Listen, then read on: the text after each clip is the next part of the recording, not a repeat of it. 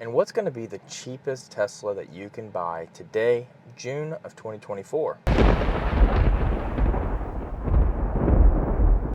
All right, so we're going to go through probably the Model 3s first, then the Model Ys. At the end, we'll go through what the cheapest Tesla that you can buy. Obviously, I'll have everything tagged in the timeline so you can quickly scroll to whatever section you'd like. Be sure to like and subscribe for more content in the future, and let's get into this. Okay, so starting with the Tesla Model 3, we've actually gotten some new prices, and we've had the Model 3 rear-wheel drive updated version for quite a while now, and that car has been really cheap throughout the entire year. And actually, at the current moment, that car does not get the federal tax credit, and so that price is coming out around $40,000, $630. The all-wheel drive, though, is now up and eligible for the $7,500 tax credit. So what that does, that actually brings the price of the all-wheel drive long-range Model 3, which is estimated at 300 and something miles of range, is now at $41,630. So you can now get an all-wheel drive long-range Model 3, which is the kind I have in our 2019, for $1,000 more than the rear-wheel drive. So obviously, you're going to recommend the all-wheel drive to anyone that can potentially take that federal tax credit based on the different requirements that you need. The Model 3 Performance, updated Performance, is now out. This is a new thing. We had it in our last price update, and it is eligible for the tax credit. The car has gotten some price increases since April. So now the price of that car is $49,130. That's with the tax credit, and that's for the cheapest variant of that Model 3 Performance. Model 3 Performance has, based on every review that I've seen, is a great car, super fast, still got that nice comfort suspension, but then sports suspension at the same time. The car is a ripper. So, great price for that car, even if it is higher. It makes sense that it's a little bit higher.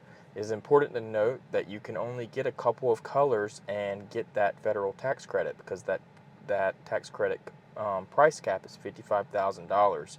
So if you want to get some of the higher end, such as the red paint job, it will not be eligible for $7,500. So if you're going to buy that Model 3 Performance, make sure that you are keeping an eye on what that MSRP price is, and on Tesla's website they do tell you if it does or does not get the $7,500 tax credit, which does get off at the price at the time of purchase.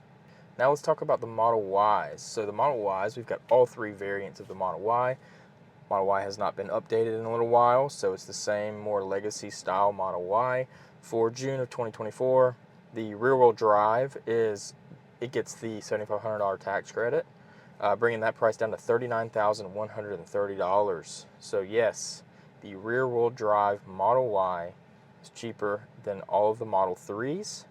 So if you're looking for an SUV and you're okay with the rear-wheel drive, which does have a little less range, and it has a lot less power, having only one motor in the back, that is a below $40,000 car at the base model with the base paint and everything. If you are eligible for the tax credit, which the car for the SUVs is $80,000, so the car is eligible. You just have to be eligible with your income and everything, and your tax liability. Model Y all-wheel drive, we bought one of these in February of last year, and it is still eligible for the $7,500 tax credit. It's had a little bit of a price increase also since April, and it's now at $42,130, so up about $2,000 from what it was in April, because they were running some promos and different things. But still a great price, much cheaper than what we got it for when we bought ours. So man, it's a great vehicle. The all-wheel drive Model Y I can't recommend enough, especially if you have family. It's definitely a more family environment car, smooth ride, great performance. It's a great all-around car. So yeah. Then you have the Model Y Performance, also eligible for the federal tax credit, and its starting price is $45,630. So for just about $300, $3,500 more, you can get the performance variant over the all-wheel drive variant. The performance variant does not have quite as soft of a suspension.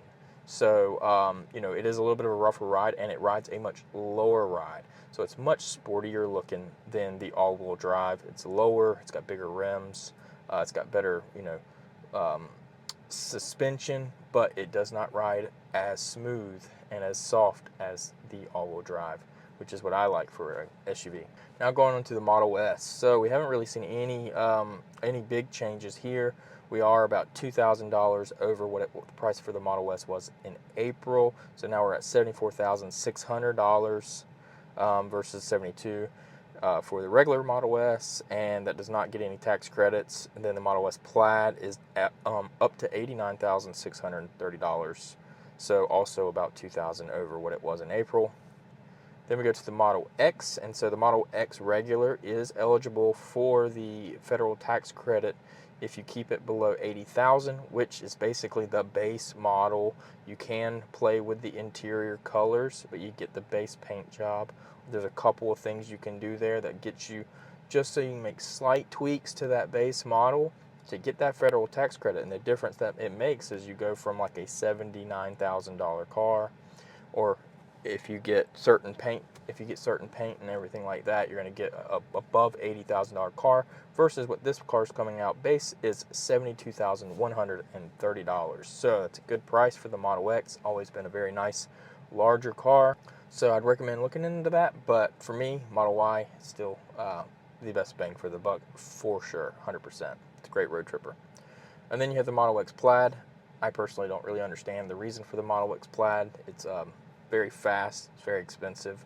It does get good range and all of that good stuff. It starts at $94,000, $630. No federal tax credit at all, because $80,000 is that cap. Now we're going to go to the Cybertruck. Cybertruck has not changed any since April or since February when they first released some of the pricing. And so basically they're still running through the reservations of people who made a reservation years ago. I've gotten my email as well. We decided not to purchase it because it is a little too expensive. They are still running the Foundation Series, which automatically starts it at $120,000, and it's just really expensive. So prices based on Cybertruck's prices on their website, when these prices start to go into effect, so when they quit doing the Foundation Series, and I don't really know when that's going to be. Rumors are by the end of the year they'll be done with Foundation Series. We will see. $79,990 for the all-wheel drive, $99,900 for the tri-motor Cyber Beast. So no changes there yet. We still don't know a lot of information about that vehicle. They haven't updated their stuff. So real quick, we'll just go through this chart. You can kind of see some of the changes that I just talked about here. With the different cars, the big one that I notice here is the fact that the Tesla Model Y all-wheel drive is the cheapest Tesla that you can buy.